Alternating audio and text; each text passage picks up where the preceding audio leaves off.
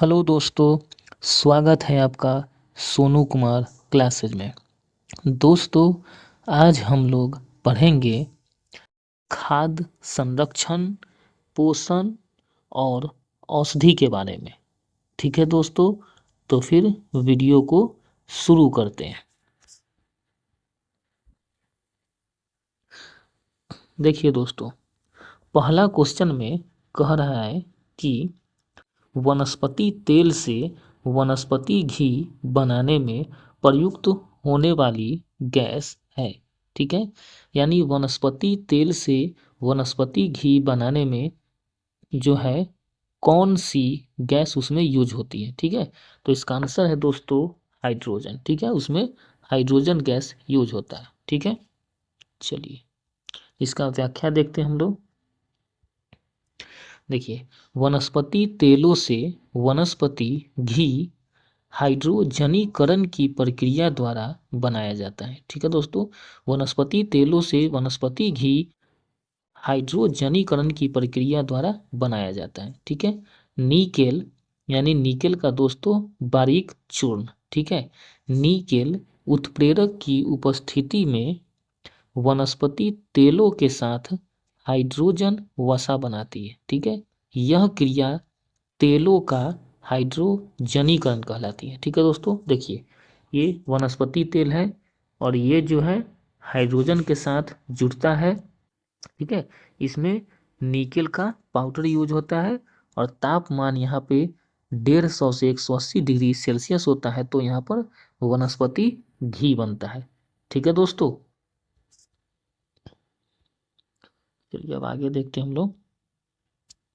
आयोडीकृत लवण में रहता है, क्या रहता है दोस्तों? तो पोटेशियम आयोडाइड। ठीक है, यानी आयोडीकृत लवण यानी आयोडीकृत नमक में क्या रहता है? तो पोटेशियम आयोडाइड रहता है। ठीक है दोस्तों, देखिए व्याख्या।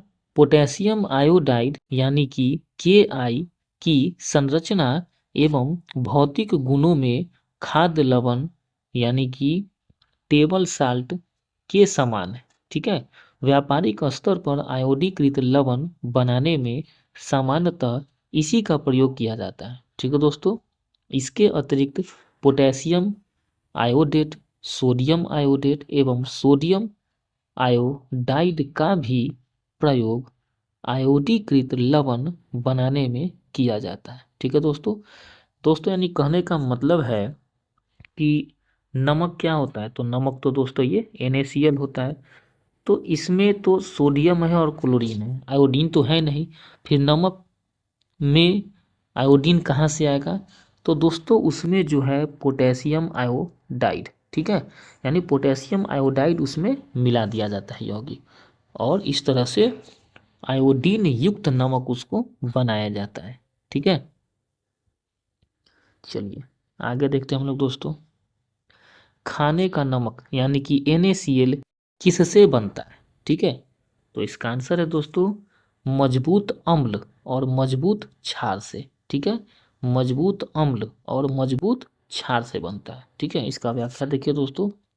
प्रबल अम्ल एवं प्रबल क्षार के मध्य अभिक्रिया से निर्मित नमक यानी लवण को उदासीन लवण कहते हैं। ठीक है, जैसे देखिए सोडियम क्लोराइड है ना, पोटेशियम नाइट्रेट, ये सब हो गया। ठीक है दोस्तों,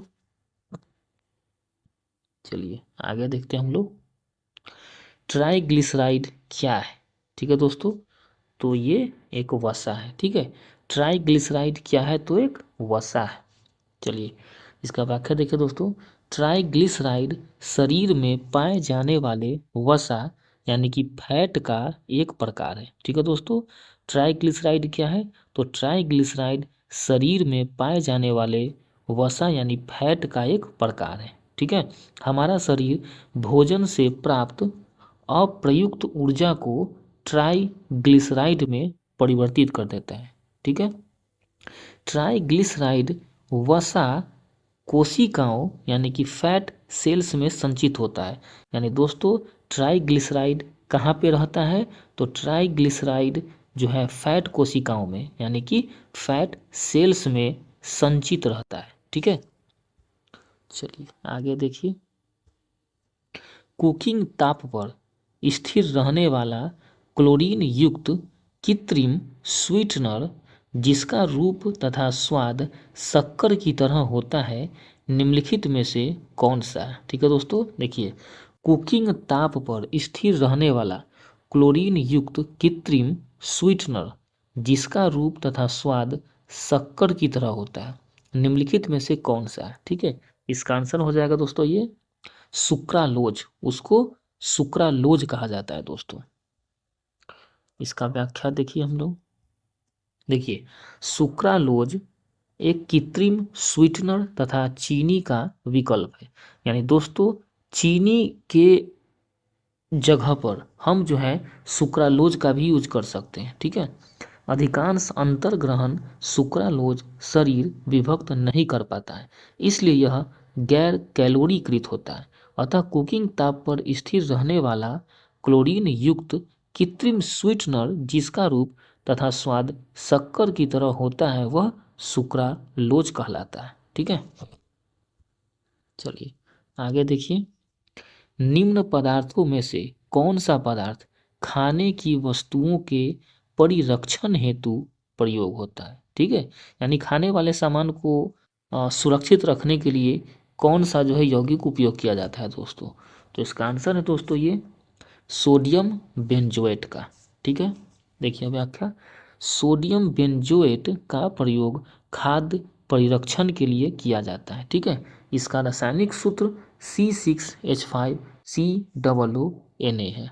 ठीक है, चलिए आगे देखते हैं हम लोग, देखिए, खाना बनाने में प्रयोग की जाने वाली गैस मुख्यतः है, यानी क्या होता है?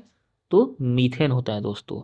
यह जो है पिछले वीडियो में मैं आप लोगों को मैंने पढ़ा दिया था। ठीक है दोस्तों, इसका व्याख्या देखिए, खाना बनाने में मुख्यतः मीथेन गैस का उपयोग किया जाता है। ठीक है, इसे गोबर, कूड़ा कचरा आदि से प्राप्त किया जाता है। ठीक है, चलिए आगे देखिए, कार्बोहाइड्रेट के अपघटनोपरांत अंतिम रूप से क्या बनता है? तो ग्लूकोज बनता है। यानी दोस्तों, कार्बोहाइड्रेट टूट करके सबसे उसका जो छोटा यौगिक होता है वो क्या होता है? तो ग्लूकोज होता है। ठीक है, देखिए व्याख्या, पाचन में कार्बोहाइड्रेट के अपघटन के उपरांत ग्लूकोज बनता है। ठीक है, जो कोशिकाओं को ऊर्जा प्रदान करता है। ठीक है दोस्तों,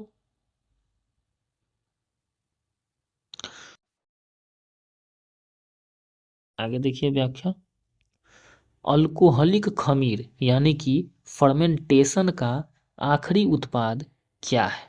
ठीक है, यानी अल्कोहलिक खमीर यानी कि फर्मेंटेशन का आखिरी उत्पाद क्या है? इसका आंसर है दोस्तों ये इथाइल अल्कोहल। ठीक है, चलिए इसका व्याख्या देखिए, देखिए, जटिल कार्बनिक पदार्थ एंजाइमों की उपस्थिति में धीमी गति से सरल पदार्थों में परिवर्तन किण्वन कहलाता है, यानी कि फर्मेंटेशन कहलाता है दोस्तों। यानी किण्वन यानी फर्मेंटेशन क्या है? तो देखिए, जटिल कार्बनिक पदार्थ जो है एंजाइमों की उपस्थिति में धीमी गति से सरल पदार्थों में परिवर्तन किण्वन कहलाता है।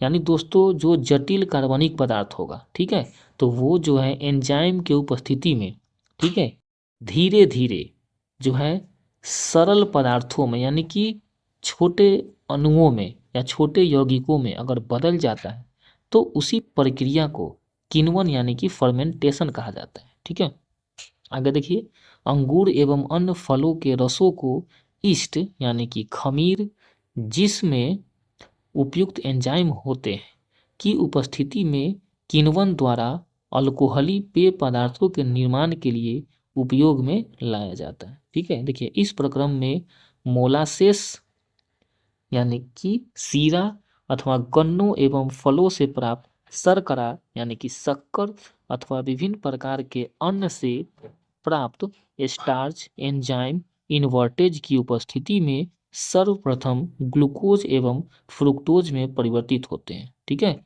इन दोनों के सूत्र C6H12O6 है। यानी दोस्तों, ग्लूकोज और फ्रुक्टोज दोनों का सूत्र जो है दोस्तों यही होता है, ठीक है, C6H12O6।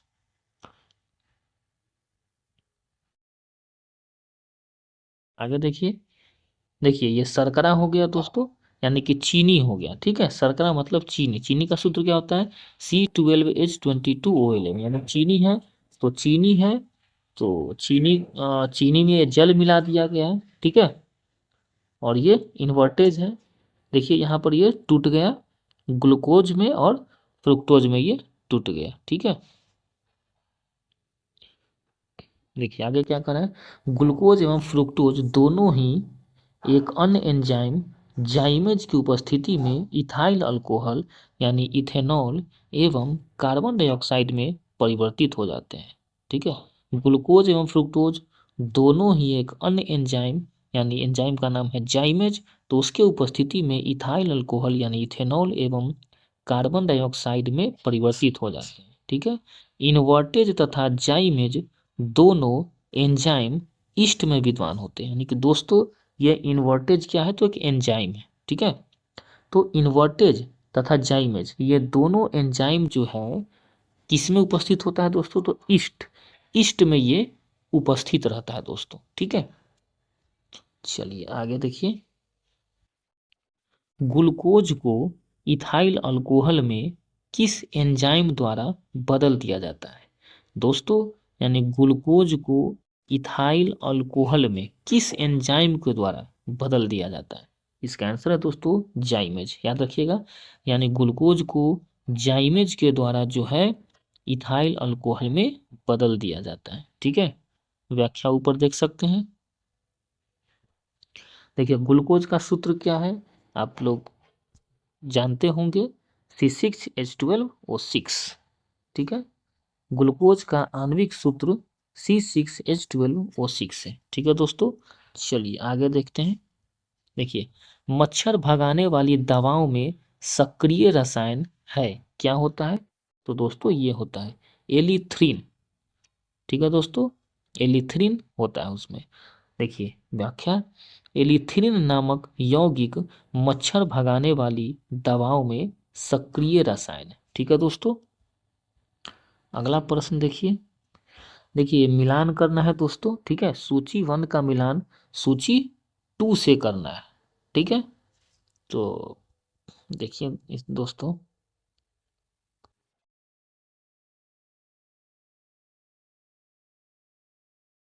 देखिए दोस्तों, त्वचा कैंसर किसके कारण होता है, तो पराबैंगनी प्रकाश के कारण होता है। ध्वनि प्रदूषण किसके कारण होता है, यानी डेसिबल में इसको मापा जाता है। वैश्विक तापन किसके कारण होता है, तो कार्बन डाइऑक्साइड के कारण होता है।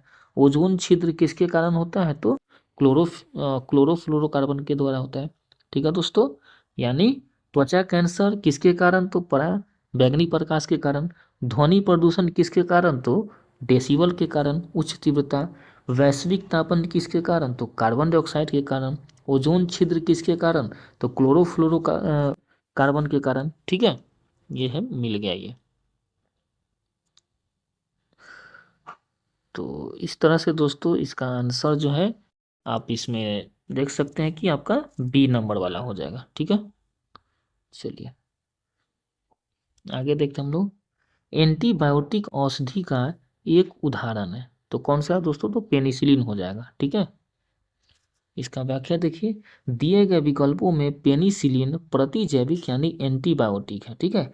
एस्प्रिन तथा पैरासीटामोल पीड़ानाशक एवं ज्वरनाशक औषधियां हैं, जबकि क्लोरोक्विन मलेरिया रोधी यानी एंटी मलेरियल औषधि है, ठीक है दोस्तों। यानी एस्प्रिन क्या है, एस्प्रिन और पैरासीटामोल दोस्तों बुखार का और दर्द का दवा है। क्लोरोक्विन क्या है, तो वो मलेरिया का दवा, यानी एंटीबायोटिक पेनिसिलिन हो जाएगा, ठीक है। अगला प्रश्न देखिए दोस्तों, जिन डिब्बों में खाना पैक किया जाता है उन पर टीन की परत चढ़ी होती है, न कि जिंक की, क्योंकि, यानी क्या कारण है, तो इसका आंसर है दोस्तों बी नंबर, जिंक जो है टीन की तुलना में अधिक प्रतिक्रियाशील, इसी कारण, ठीक है दोस्तों। इसका व्याख्या देखिए। देखिए जिंक टीन की तुलना में अधिक प्रतिक्रियाशील होता है, इसीलिए जिन डिब्बों में खाना पैक किया जाता है उस पर टीन की परत चढ़ी होती है, न कि जिंक की। ठीक है दोस्तों, चलिए आगे देखिए। मेडिकल केमिस्ट्री में दवाओं का वर्गीकरण किस आधार पर सबसे अधिक उपयोगी है? इसका आंसर हो जाएगा दोस्तों आणविक लक्ष्य। इसका व्याख्या देखिए। मेडिकल केमिस्ट्री में दवाओं का वर्गीकरण दवा की रासायनिक संरचना, औषधीय प्रभाव तथा दवा की घुलनशीलता तथा आणविक लक्ष्य के आधार पर किया जाता है। ठीक है, इसमें सबसे अधिक उपयोगी विधि आणविक लक्ष्य का आधार है। ठीक है दोस्तों, चलिए अगला देखते हैं प्रश्न हम लोग। देखिए 100% शुद्ध इथेनॉल को जो है क्या कहा जाता है? ठीक है, 100% शुद्ध इथेनॉल को यानी इथाइल अल्कोहल को क्या कहा जाता है? तो इसका आंसर है दोस्तों पूर्ण शराब। यानी 100% शुद्ध इथाइल अल्कोहल को पूर्ण शराब कहा जाता है। यानी कि दोस्तों शराब को क्या कहा जाता है? तो इथेनॉल कहा जाता है। ठीक है, यानी इथाइल अल्कोहल।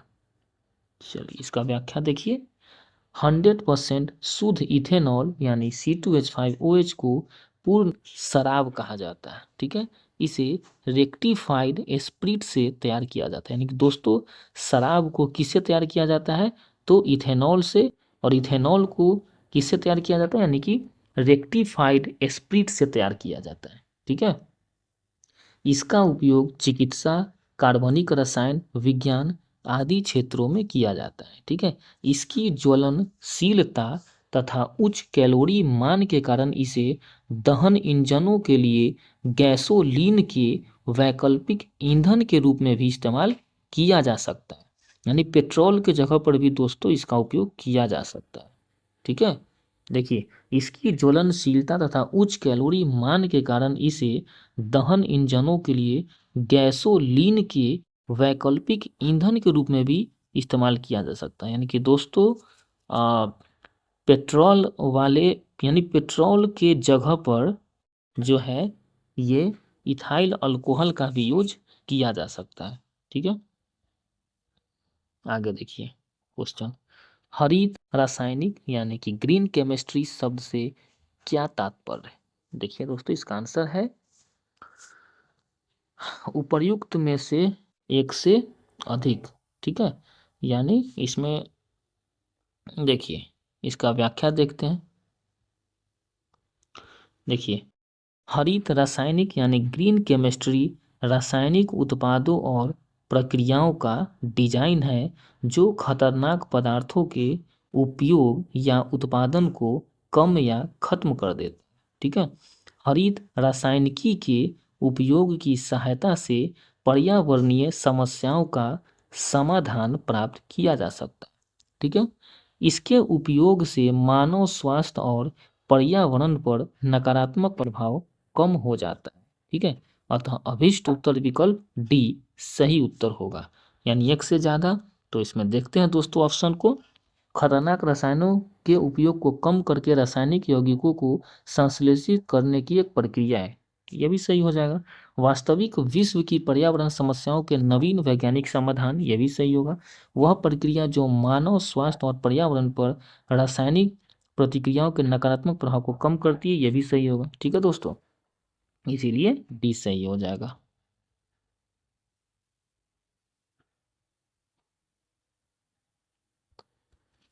तो दोस्तों इस तरह से आज हम लोगों ने इस वीडियो में पढ़ा खाद्य संरक्षण, उसके बाद में पढ़ा पोषण और औषधि टॉपिक से इस वीडियो को हम लोगों ने पढ़ा। ये वीडियो दोस्तों आप लोगों के लिए बहुत ही इम्पोर्टेंट है, खास तौर से बीपीएससी TRE 4 तथा बीपीएससी 71st एग्ज़ाम के लिए, और बाकी तो सभी एग्ज़ाम के लिए ये वीडियो बहुत ही महत्वपूर्ण है ही। तो दोस्तों मिलते हैं फिर अगले वीडियो में, तब तक के लिए धन्यवाद।